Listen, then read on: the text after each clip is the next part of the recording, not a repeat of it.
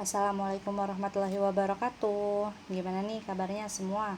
Semoga kita semua selalu dalam lindungan Tuhan Yang Maha Esa ya. Amin. Oke, kali ini kita akan membahas materi baru, yaitu materi tentang prosedur perawatan secara berkala, dengan tujuan pembelajaran yaitu agar kita dapat menerapkan dan melakukan perawatan produk secara berkala pada produk drink, food, fresh, dan kosmetik di supermarket, fashion, dan sport. Pokok bahasan yang akan kita bahas di sini ada dua. Yang pertama adalah perawatan produk secara umum, dan yang kedua adalah merawat display produk. Nah, untuk video kali ini kita akan membahas pokok bahasan pertama. Yuk disimak. Perawatan produk secara umum. Jadi dalam merawat display produk, khususnya di Departemen Fresh, harus memperhatikan keadaan sekelilingnya. Perawatan ini tidak hanya perawatan produk saja, tetapi juga meliputi semua kegiatan dalam perdagangan. Misalnya adalah perawatan counter, alat display, ruangan, dan sebagainya. Hal pertama yang harus dilakukan dalam perawatan display produk adalah perawatan dan penyimpanan. Pada display produk yang harus disesuaikan antara perawatan dan penyimpanan barang dan jasa sehingga memudahkan pegawai untuk hal-hal berikut. Yang pertama adalah melakukan pengecekan keadaan dan jumlah persediaan barang. Lalu yang kedua adalah pemilihan dan pencarian barang yang diperlukan. Yang ketiga adalah pengambilan barang persediaan. Yang keempat adalah penambahan penataan barang persediaan. Dan yang kelima adalah memelihara barang secara baik. Ada beberapa cara yang dapat dilakukan untuk merawat barang dagangan, seperti yang pertama adalah menyediakan tempat yang memenuhi syarat. Lalu yang kedua, menyediakan tempat yang sesuai. Yang ketiga adalah menyimpan barang sesuai jenis dan golongan. Yang keempat adalah memberikan penerangan yang cukup. Yang kelima adalah mengatur suhu. Yang keenam adalah menempatkan petugas khusus. Yang ketujuh adalah menjaga kebersihan dan keamanan barang yang disimpan. Yang kedelapan adalah menempatkan ataupun memasang alat untuk keadaan darurat. Dan yang terakhir adalah membuat kartu stok keadaan tempat dan barang dalam jangka waktu penyimpanan. Tidak hanya perawatan display produk secara umum, ada juga perawatan counter secara umum. Berikut adalah perawatan counter yang baik dapat dilakukan dengan cara-cara berikut. Yang pertama adalah melakukan penyemprotan secara rutin agar terhindar dari bau yang tidak sedap, debu, ataupun pencemaran lainnya. Selain itu, pada counter juga perlu adanya ventilasi yang cukup. Yang kedua adalah mempunyai saluran pembuangan yang cukup dan mudah dibersihkan. Pengadaan air juga harus cukup.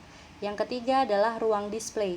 Ruang produksi dan ruang penyimpanan secara rutin dibersihkan setiap hari, dapat menggunakan deterjen ataupun disinfektan. Lalu yang keempat adalah tersedianya tempat sampah. Yang kelima adalah lakukan daily cleaning untuk semua peralatan di counter fresh. Dan yang terakhir adalah bersihkan showcase, cold storage, dan alat bantu lainnya sebagai penghias counter setiap minggunya. Selain hal-hal tersebut, dalam merawat counter juga harus memperhatikan hal-hal berikut. Di sini ada 6 hal. Yang pertama adalah perawatan, air, udara, rotasi, dan kebersihan. Lalu yang kedua adalah sanitasi. Sanitasi adalah pemahaman tentang bakteri, mencegah pertumbuhan bakteri, dan kebersihan pribadi. Lalu yang ketiga adalah receiving. Di sini antara lain adalah pengecekan di bagian penerimaan barang, lalu menjaga display produk sesuai dengan standar perusahaan dan perencanaan. Yang ketiga adalah perhatikan tanggal pengiriman yang tercantum pada PO.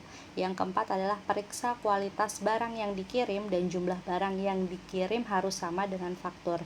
Dan yang kelima adalah barang yang dimasukkan ke gudang merupakan barang untuk stok, sedangkan barang yang tidak masuk stok itu langsung dipajang setelah dilabel. Hal keempat yang harus diperhatikan dalam merawat counter lainnya yaitu transfer dan retur.